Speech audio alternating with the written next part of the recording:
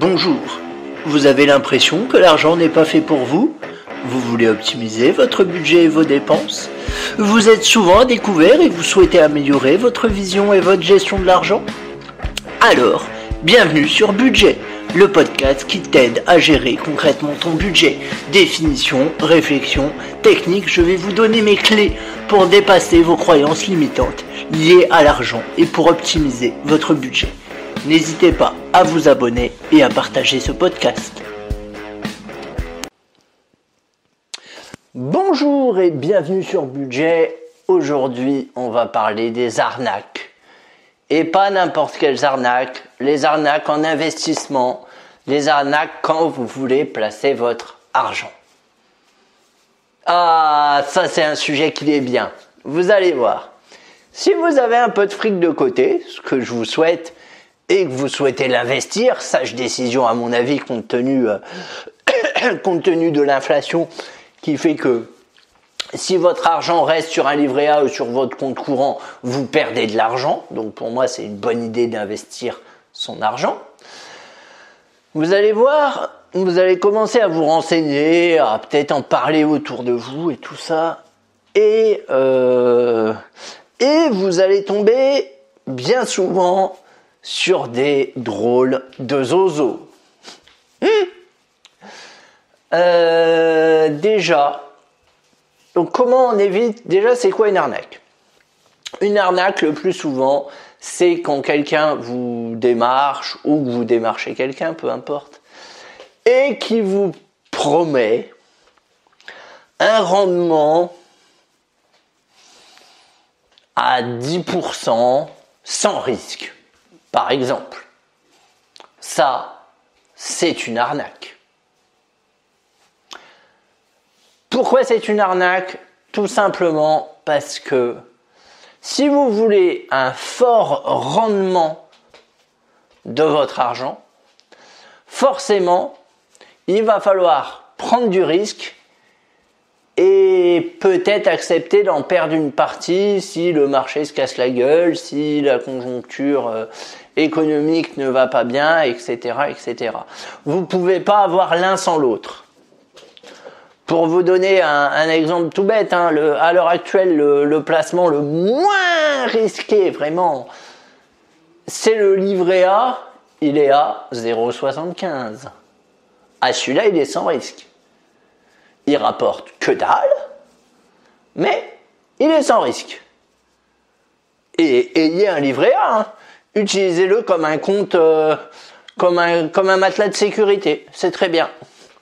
Mais on n'investit pas avec un livret A, 0,75, c'est rien.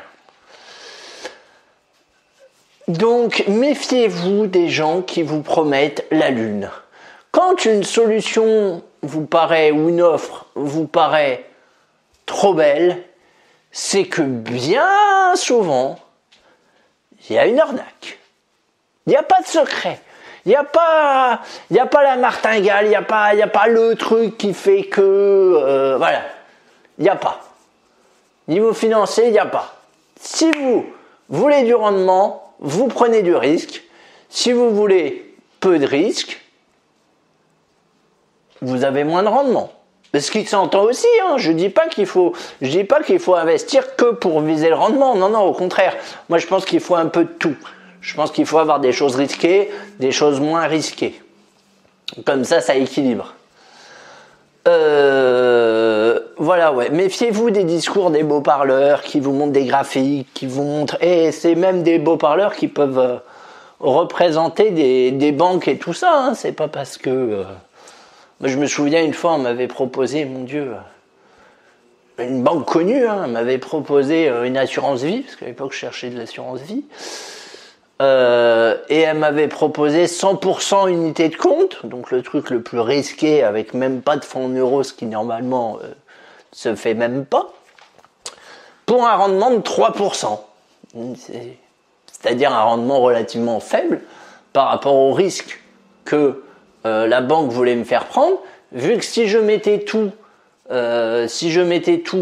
sur l'assurance vie, eh ben, il se pouvait que je retrouvais zéro si jamais le marché se cassait la gueule. Voilà.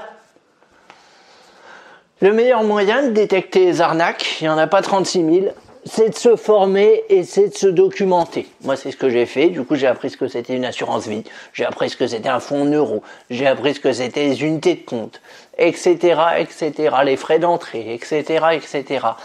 Pour éviter les arnaques, il faut que vous vous intéressiez à l'investissement et notamment aux différents produits qui composent l'investissement. Il n'y a pas d'autre solution. Il n'y a pas d'autre solution.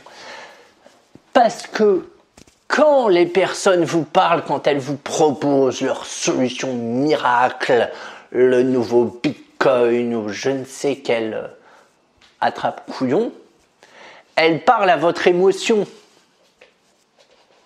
Et l'émotion en finance est toujours mauvaise conseillère. Elle parle en la partie de vous qui a envie de dire « Oh putain chouette, je peux gagner 10% sans prendre de risque, c'est génial !» Et vous commencez à faire les calculs dans votre tête. « Ah si je mets ça, ça fait que j'ai ça, puis si je mets ça par mois, ça fait que ça me rapporte ça. » Ça, c'est l'émotion. Moi l'émotion, j'en veux pas. Mais alors pas du tout. Moi ce que je veux, c'est que vous parliez plus avec votre raison qu'avec votre émotion. Parce que l'émotion est mauvaise conseillère. Ça, on le sait, dans le domaine de la finance, elle est mauvaise conseillère. Parce qu'on va faire des conneries, parce qu'on n'est pas rationnel. Donc rationalisez les choses par pitié. Renseignez-vous sur ce qu'on vous propose. Prenez le temps de lire des articles sur Internet. Il y a plein de renseignements. Alors allez sur des sites fiables. Allez pas sur je ne sais quel site. Mais franchement, il y a des sites ultra fiables. Voilà. Et comme ça, quand la personne vous raconte des cracks, vous le sentez. Et ensuite, vous la questionnez. Vous posez plein de questions. Tous les jours, vous lui posez une nouvelle question. Puis au bout d'un moment, elle en aura marre. Et elle vous laissera tranquille. Et c'est bien de se renseigner aussi parce que comme ça, on n'a plus les mêmes discussions avec le banquier. C'est-à-dire que si le banquier voit que vous êtes un minimum renseigné, voilà, hein, il sait qu'il n'a pas affaire à monsieur ou madame tout le monde quand il vous propose les produits. Donc forcément, il vous regardera peut-être un peu d'un autre œil et il vous verra un peu autrement. Mais surtout, retenez, s'il vous plaît, retenez que le 10% de rendement sans prendre de risque, c'est du vent. Si une affaire vous paraît trop belle pour être vraie, c'est que c'est une arnaque. Ni plus, ni moins. Alors, il y a une autre arnaque, non, c'est pas forcément une arnaque, mais c'est quelque chose qui est très bien vendu et à mon avis très survendu. Il s'agit du MLM. Alors c'est un titre anglais, je sais plus ce que ça veut dire. Mais en gros, c'est du marketing de réseau. C'est-à-dire que là, c'est un système de cooptation. Alors souvent, ça se fait sur la bourse ou sur des espèces de plateformes de bourse. En gros, apparemment, hein, vous pouvez gagner votre vie avec ça. Mais à chaque fois, il faut inviter quelqu'un qui à son tour invite quelqu'un, qui à son tour invite quelqu'un, etc., etc., etc. Ça, c'est du MLM, du marketing de réseau. Je vous conseillerais globalement de vous en tenir éloigné. Hein, ça sent un peu la... Alors, je sais pas si on peut assimiler ça à une pyramide de Ponzi. Je suis très tenté de le faire, mais je vous avouerai que j'ai pas suffisamment... je sais pas si c'est stricto sensu une pyramide de Ponzi, mais tout du moins... Ça y ressemble. Alors, la pyramide de Ponzi, qu'est-ce que c'est? Je fais rapidement un topo dessus. Vous dites, oh punaise, j'ai une trop bonne affaire, je peux doubler ton rendement si tu me donnes la somme de 200 € pendant tant de mois. Donc en fait, votre argent est immobilisé. Et à la fin, vous récupérez effectivement le double. Donc vous placez 200, au bout de 2 mois, vous récupérez 400 €, etc., etc., etc. Et ce qui va se passer, en fait, c'est que vos 200 € de base, ils vont servir à financer les intérêts de quelqu'un d'autre, etc., etc. Les premiers qui entrent financent les gens qui entrent après. Vous voyez? Je sais pas si c'est clair. Si c'est pas clair, tapez pyramide de Ponzi sur internet, ce sera mieux expliqué que moi. Mais tout du moins, au bout d'un moment, la pyramide se casse la gueule. Tout simplement parce que le jour où ceux qui ont investi en premier et qui ont effectivement maintenant beaucoup de sous veulent retirer, bah généralement, du coup, il n'y a plus assez de sous pour payer ceux qui ont investi à la fin. C'est ce qu'a fait Bernard Madoff, pour la petite histoire. Donc voilà, les pyramides de Ponzi, on s'y tient éloigné. Voilà, globalement, méfiez-vous du discours sur oh, c'est la nouvelle affaire, faut que tu investisses maintenant, ensuite ça va être trop tard, je te promets, tu vas devenir millionnaire, on va concurrencer le Bitcoin. Tiens, le Bitcoin, ça, j'en parlerai, je ferai un podcast dessus aussi parce que c'est très intéressant. Bon, pour le coup, le Bitcoin, c'est très risqué, voilà. Surtout qu'en plus, en ce moment, le marché fait un peu la gueule. Mais bon, j'en reparlerai aussi après du Bitcoin. Voilà, méfiez-vous des gens qui vous vendent trop de rêves. Encore une fois, un rendement de 10% sans prendre de risques n'existait pas. Et croyez-moi, pour un rendement de 10%, les risques, vous les prenez. Donc, c'est pareil, on n'investit pas tous ses œufs dans le même panier. Que vous ayez une petite somme, un petit 1000, 2000 euros sur quelque chose de très très risqué, si vous êtes joueur, si vous aimez jouer, si vous aimez le risque, ma foi, pourquoi pas. Mais il faut pas mettre tous ses œufs dans le même panier, il faut diversifier les supports, il faut diversifier les banques, etc., etc. Le mieux, c'est d'avoir un petit peu partout. Et pour terminer, enfin, quel argent on investit? Ça, c'est très très important. On investit l'argent dont on n'a pas besoin. On investit l'argent que l'on peut perdre. C'est-à-dire l'argent qui, si jamais le marché se casse la gueule et que vous vous retrouvez à zéro, bah, ça vous fait chier, normal, mais ça ne met pas en danger votre équilibre financier, votre vie sociale, votre vie familiale, etc., etc. On n'investit pas, voilà, on investit raisonnablement. Là encore une fois, pas d'émotion en finance, mais je ferai un podcast là-dessus de toute façon. On investit raisonnablement et on n'investit pas les sous dont on a besoin. Ça, c'est ultra important. Parce que si jamais quelque chose se casse la gueule ou quoi que ce soit, là, vous êtes dans la merde. C'est pour ça que si quelqu'un vous dit « Ah, j'ai un nouveau, je vais y arriver, hein.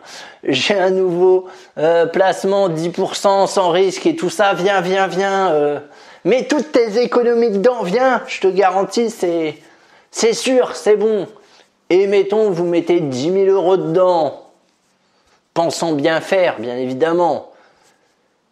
Et si le marché se casse la gueule, vous vous retrouvez sur la paille. Faut le savoir. Donc sur les choses qui sont très risquées, on n'investit que ce qu'on peut se permettre de perdre. Si vous voulez investir dans le Bitcoin, investissez. D'ailleurs, dites-moi par mail si ça vous intéresserait que je vous fasse un épisode, ou dans les commentaires, si ça vous intéresserait que je vous fasse un épisode sur le Bitcoin. Par exemple, typiquement, le Bitcoin, vous investissez que ce que vous pouvez perdre. Si c'est 100 euros, c'est 100 euros et c'est pas plus. C'est pas grave. Parce que il y a des risques. On ne fait pas n'importe quoi avec son argent. On n'investit pas le matelas de sécurité. On n'investit pas l'argent des enfants. Par exemple, si vous avez des enfants et que vous placez les sous sur un livret A, ce qui est très bien qu'à mon avis on pourrait prendre une assurance vie, mais bon bref. Mettons vous avez des sous sur votre livret A pour vos enfants et il y a quelqu'un qui vous dit place les sous pour ton enfant, comme ça quand il sera adulte il aura beaucoup plus. Je te jure, c'est pas risqué. Il y a 99,99999% de chances que votre enfant ne se retrouve avec rien. Et c'est un peu emmerdant, c'est pas le but. Donc voilà, vraiment, on ne se précipite jamais. Ça aussi, c'est pareil. Mon Dieu, combien de fois vous croisez des